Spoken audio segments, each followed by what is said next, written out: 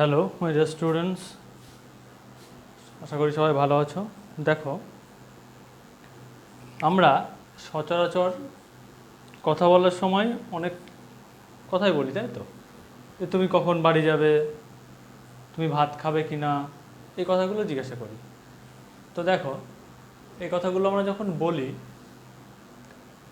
আর যখন এগুলো আমরা খাতায় লিখব, এটার বলা আর লেখার মধ্যে একটু পার্থক্য তৈরি হয়। কীরকম পার্থক্য? পার্থক্য বলতে কি পুরো মানেটাই, অর্থটাই পাল্টে যায়? না, অর্থ পাল্টায় না। ঠিক খাতায় যখন লিখব, ঠিক আকারটা একটু বদলাবে। কেমন বদলাবে? আমি যখনই বলছি তুমি কি বাড়ি যাবে, দেখো এখানে আমার আমার ভয়েসটা, অর্থাৎ আমার কথা বলার মধ্যে দিয়ে বোঝাচ্ছে যে আমি একটা প্রশ্ন জিজ্ঞাসা করছি, তুমি কি বাড়ি যাবে, তাই তো? ঠিক এটা লিখবো যখন, লেখার সময় এই প্রশ্নটা বোঝাতে গেলে আমাকে বিশেষ একটা চিহ্নর সাহায্য নিতে হবে, নইলে সেই প্রকাশটা সঠিক হবে না। তাই আমরা এই সঠিকভাবে কোনো বাক্য, মনের ভাব বা সঠিকভাবে বাক্যটাকে যখন প্রকাশ করতে যাই লেখার মাধ্যমে, তখন আমাদের কিছু পাংচুয়েশন অর্থাৎ জ্যোতিচিহ্নের ব্যবহার জানতে হয়। তো আমরা আজকে সেটাই শিখব। তো দেখো, আমরা কতগুলো পাংচুয়েশন এখানে বোর্ডে লেখাও আছে। পাংচুয়েশন অর্থাৎ কি? জ্যোতিচিহ্ন।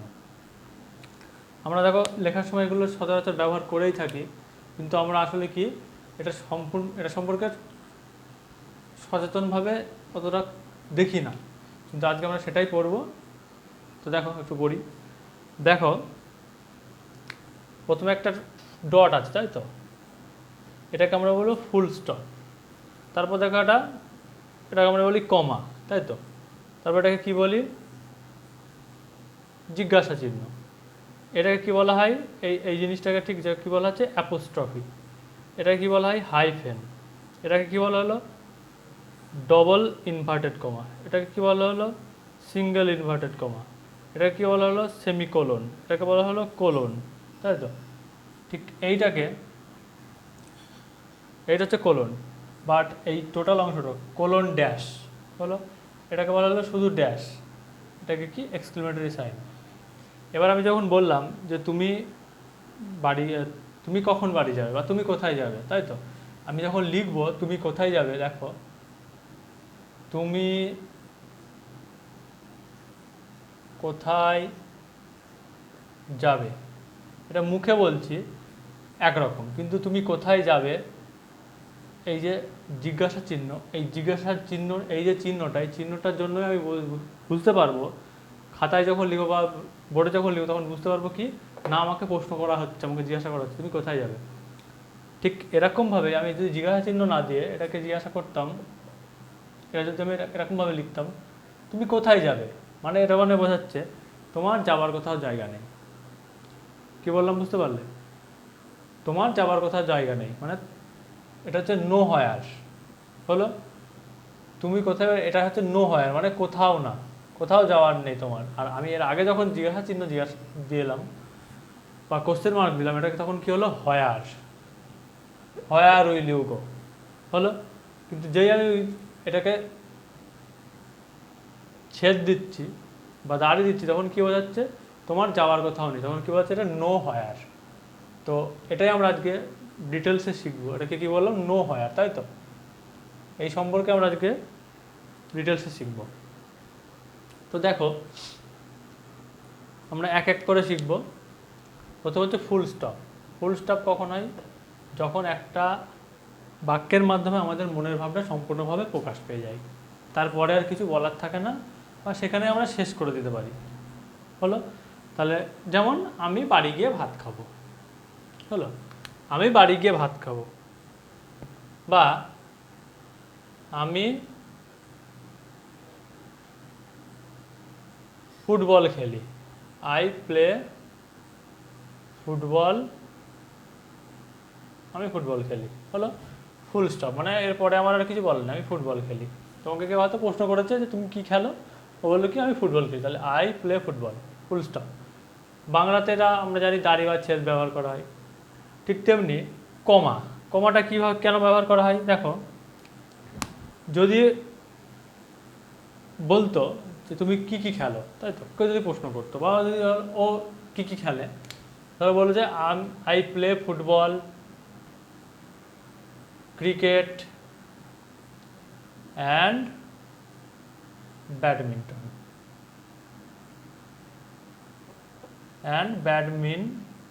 তাই তো, ভালো করে দেখো। তাহলে আই প্লে ফুটবল, ফুটবল খেলি, ক্রিকেট, কমা দিয়ে লিখলাম ক্রিকেট, মানে আরও একটা জিনিস কি ক্রিকেট, অ্যান্ড ব্যাডমিন্টন। তাহলে এই কমাটা দেওয়ার কারণ কি না, কমা দেওয়ার কারণ হচ্ছে আমি আরও কিছু বলতে চাইছি, তাই তো, সেটাকে প্রকাশ করার জন্য আমরা কমা ইউজ করব। কি আমার বাক্যটা এখনও শেষ হয়নি, আমি খেলি শুধুমাত্র ফুটবলই নয়, আমি ফুটবল খেলি, কমা দেখি ক্রিকেট খেলি এবং ব্যাডমিন্টন খেলি। তো এই ফুটবল, ক্রিকেট আর ব্যাডমিন্টন এইটা লেখার জন্য আমাকে এই কমাটা ব্যবহার করতে হলো। কেন কমা ব্যবহার করতে হলো? আমার বাক্যটাকে সম্পূর্ণভাবে প্রকাশ করার জন্য, আমার মনের ভাবটা প্রকাশ করার জন্য। আমি শুধুমাত্র ফুটবল খেলি না, আমি ফুটবলের পাশাপাশি ক্রিকেট এবং ব্যাডমিন্টনও খেলি, সেইটা প্রকাশ করার জন্যই কমাটা আনতে হলো।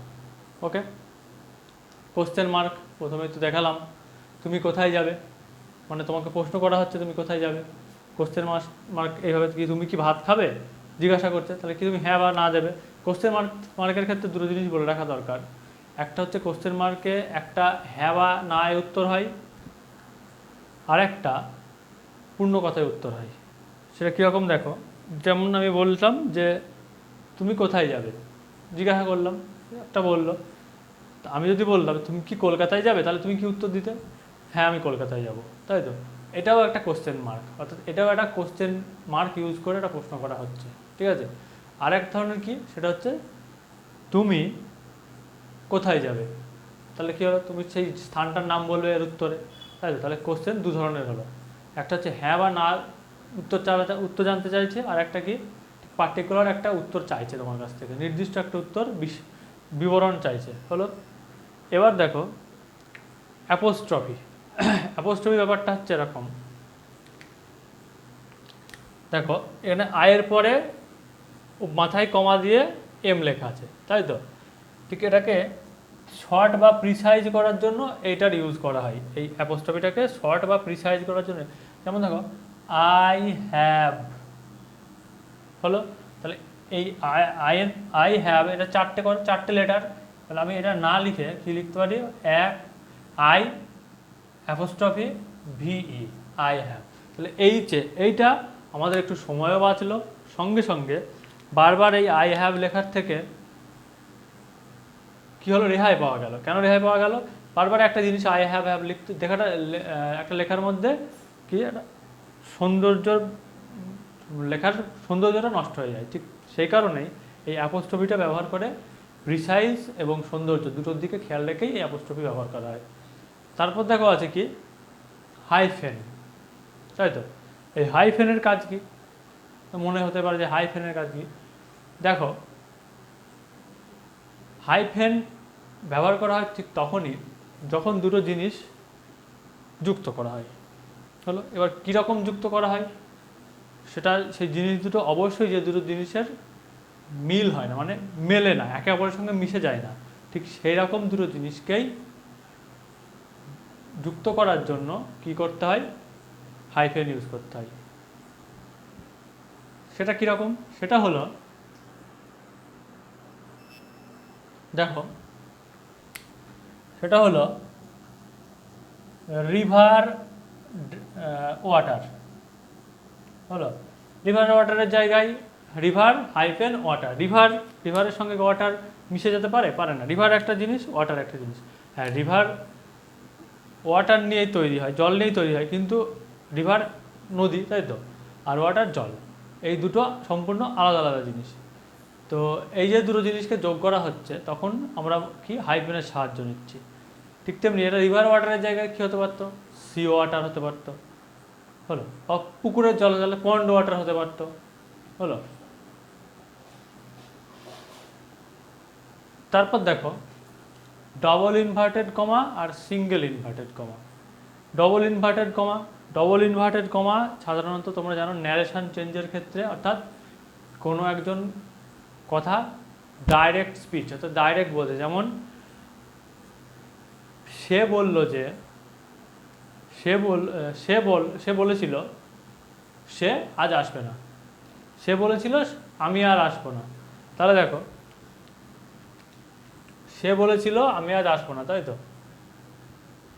তাহলে ডাইরেক্ট স্পিচ বলতে দেখো একজন একটা কথা বলছে, কে? সে সে বলেছিল ডবল ইনভার্টেড আমি যাব না, হলো ডবল ইনভার্টেড শেষ।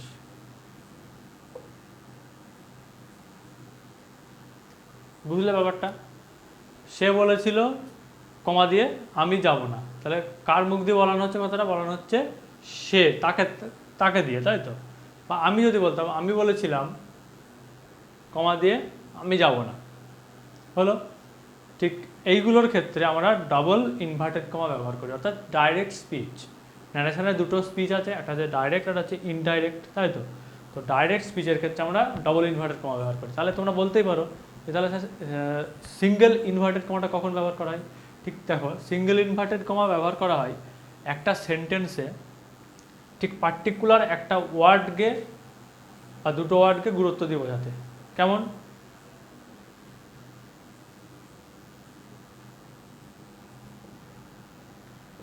দেখো, সে আমাদের স্কুলে আমাদের লেখার দরকার নেই, সে ইতিহাস তৈরি করেছে, সে ইতিহাস তৈরি করেছে। এই ইতিহাস শব্দটাকে আমি জোর দেওয়ার জন্য কি করলাম? দেখো, সিঙ্গেল ইনভার্টেড কমা লিখলাম। আমি এর আগে লিখতে পারতাম যে সে পরীক্ষায় ভালো ফলাফল করে ইতিহাস তৈরি করেছে, হলো। এটা লেখাই বেটার হবে, সে পরীক্ষায় ভালো ফলাফল করে ইতিহাস তৈরি করেছে। তাহলে এই ইতিহাসের মাথায় দেখো সিঙ্গেল ইনভার্টেড কমা দিলাম। ঠিক এই ইতিহাস শব্দটাকে আমি বেশি জোর দিলাম, হলো। সেই ক্ষেত্রে সিঙ্গেল ইনভার্টেড কমা, অর্থাৎ একটা সেন্টেন্সের দুটো কি একটা ওয়ার্ডকে জোর দেওয়ার জন্য সিঙ্গেল ইনভার্টেড কমা ব্যবহার করা হয়। ওকে, এবার দেখো, তাহলে এগুলো আমরা একটা স্ক্রিনশট নিয়ে নিও, আমি এগুলো মুছে দেবো উপরেগুলো।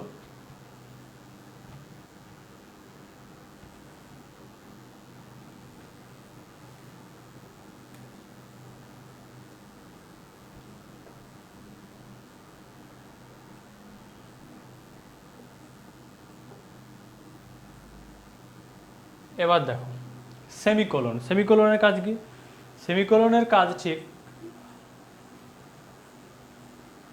হাইফেনের মতোই। হাইফেন কি করে? সাধারণত দুটো আলাদা জিনিসকে যাদের মধ্যে কখনোই মিল সম্ভব নয় তাদেরকে যুক্ত করে, তাই তো?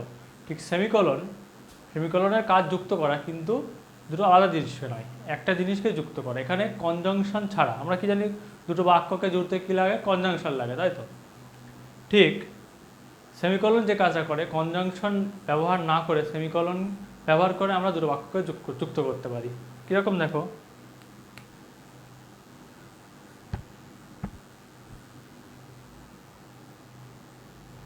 You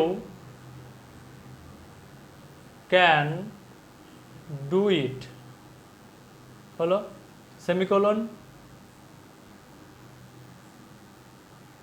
you can do it হলো তুমি এটা করতে পারো।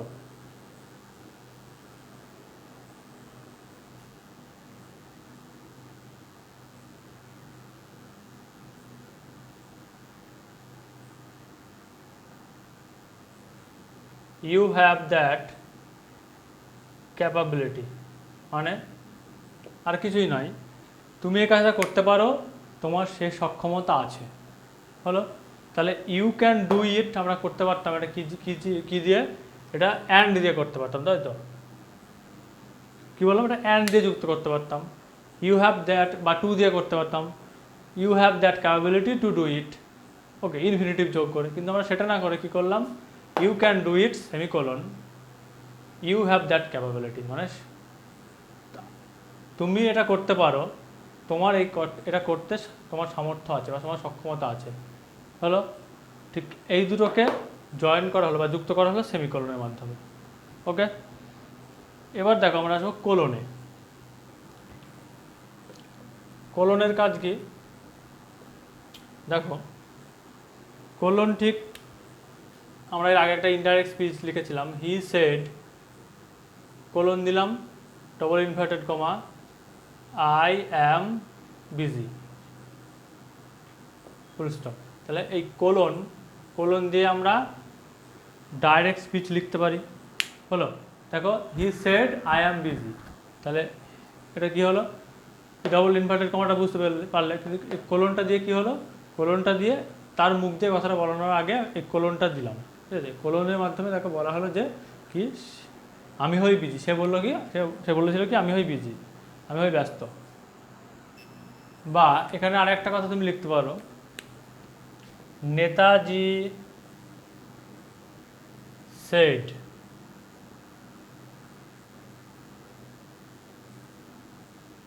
give me blood, I will give you freedom।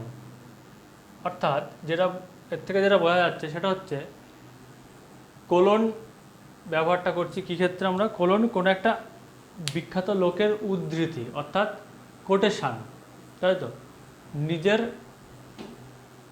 কোনো একটা, যেমন নেতাজি সুভাষচন্দ্র বসু বলেছিলেন give me blood I will give you freedom, আমাকে রক্ত দাও আমি তোমাদের স্বাধীনতা দেবো, তাই তো? এই কথাটা বলেছিলেন। তাহলে এটা কি আমরা জানি বিখ্যাত একটা উক্তি, সেই উক্তিটা নেতাজি সুভাষচন্দ্র বসু বলেছিলেন। ঠিক এই উদ্ধৃতির বলতে গিয়ে যে ডাইরেক্ট স্পিচ ব্যবহার করতে হয়, ঠিক তখন আমরা এই কোলনটা ব্যবহার করি। আচ্ছা, হলো। এবার আমরা কোলন ড্যাশে যাব।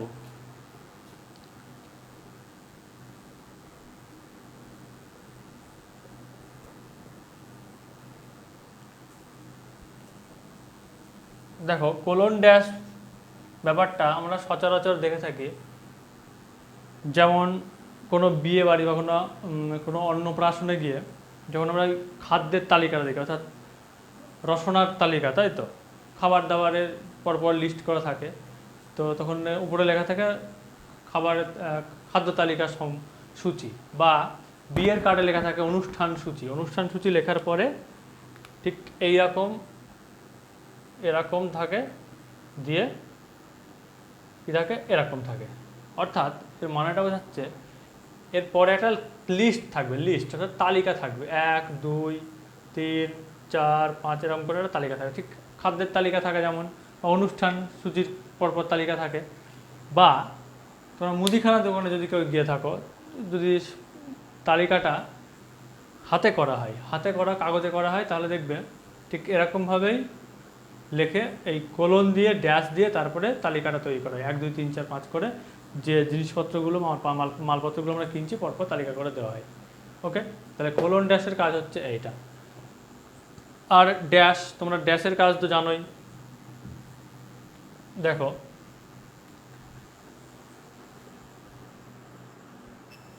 দেখো ড্যাশ কিছু কিছু সময় কি অনেকটা কথার মতো কাজ করে। কথার মতো বলতে আমাদের মুখের কথায়, যেমন লিখি দেখো একটা, ম্যান ইজ মর্টাল, মানুষ হয় মরণশীল, হলো। এবার ড্যাশ দিয়ে দিস ইজ ট্রু, এটাই হয় সত্য, তাই তো? মানুষ মরণশীল, কথা বলি তো, মানুষ হয় মরণশীল, এটাই ড্যাশ দেওয়ার পর কি দিস ইজ ট্রু, এটাই সত্য, হলো। তাহলে কথাটা কি আমাদের কথার মতো মনে হয়। ড্যাশ দিয়ে আমরা যখন কোনো কথা বলতে যাই তখন ঠিক এই ড্যাশটার ইউজ করা হয়। আর একটা দিকে ইউজ করা হয়, আই উইল নট পারডন হিম, হলো ড্যাশ ইট ইজ শিওর, আমি তাকে ক্ষমা করব না, ড্যাশ এটা হয় নিশ্চিত। অর্থাৎ একটা সামারাইজ বা একটা উপসংহার করে বলা হলো, ঠিক আছে? যাই হয়ে যাক না কেন আমি তাকে ক্ষমা করব না, এটা কিন্তু নিশ্চিত, হলো। এটা কি হলো? সামারাইজ বা বলতে পারো একটা উপসংহার, কনক্লুশনে এসে এই কথাটা বলা হয়। তাহলে এইগুলো হচ্ছে ড্যাশের কাজ। বা আরেকটা বলতে পারো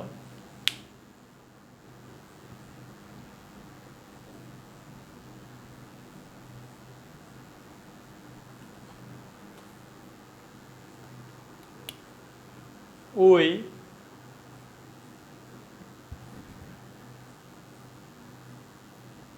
টর্চার অ্যানিমালস হলো dash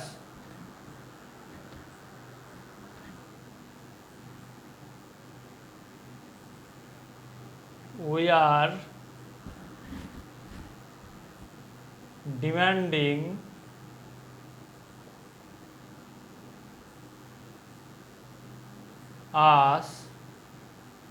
demanding us human being হলো।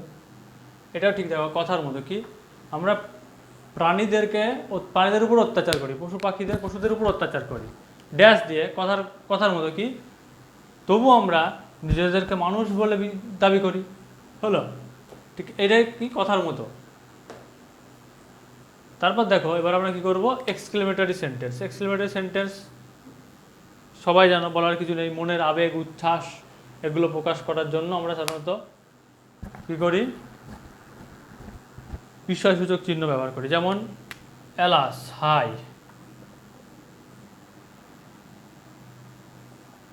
হি ইজ নো মোর, সে আর বেঁচে নেই। বা ব্র্যাভো, সাবাস, ইউ হ্যাভ স্কোরড ওয়েল, তুমি খুব ভালো ফলাফল করেছ হলো। তাহলে কি এই এলাসের পরে কি মনের আবেগ, এলাস বা ব্র্যাভোতে মনের আবেগ বা উচ্ছ্বাস এগুলো প্রকাশ পাচ্ছে, তাই এটাকে বলো কি এক্সক্লেমেটরি সাইন। আচ্ছা, এটুকু তোমরা ভালো করে দেখবে।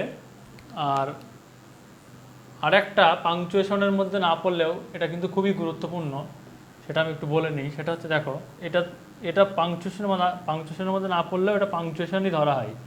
কীরকম দেখো, জাস্ট আমি একটা সিম্পল একটা বাক্য লিখলাম, দেখো সিম্পল একটা লিখলাম, ধরো লিখলাম দে আর বয়েজ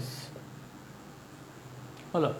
যে আমি বললাম যেখানে পাংচুয়েশনটা ঠিক করে, দেখো আমি একটা ফুল স্টপও লিখেছি, তাহলে তারা হয় পালক, তাই তো। তাহলে এটা ভুল কি কোথায় আছে বলো তো। দেখো ভুলটা হচ্ছে ঠিক এই জায়গাতেই। আমরা জানি কি একটা সেন্টেন্স শুরু করার আগে তার প্রথম অক্ষরটা ক্যাপিটাল লেটার হয়, তাই। তাহলে টিটা বড় হাতের হওয়া উচিত ছিল, সেটা হয়নি, তাহলে এটা ভুল। তাহলে দে আর বয়েজ এইটা হলে যে ফুল স্টপ, তবেই এটা হচ্ছে সঠিক হলো, তাই তো। তাহলে পাংচুয়েশনের মধ্যে কিন্তু এই ক্যাপিটাল লেটারে বাক্যের স্টার্টিং বা বাক্যের বিগিনিং এটাও নির্ভর করে, একটা পাংচুয়েশনের মধ্যে এটা পড়ে। তো আজকে ক্লাসটা এইটুকুই থাকবে। আমি তোমাদের গ্রুপে কিছু হোমওয়ার্ক দেবো, ওগুলো করবে। আর কারো কোনো অসুবিধা হলে অবশ্যই গ্রুপে লিখবে, আমি যত তাড়াতাড়ি সম্ভব সমাধান করার চেষ্টা করব, ঠিক আছে। আর একটুখানি মন দিয়ে দেখবে আস্তে আস্তে, তাহলে বুঝতে পেরে যাবে। ওকে, বাই।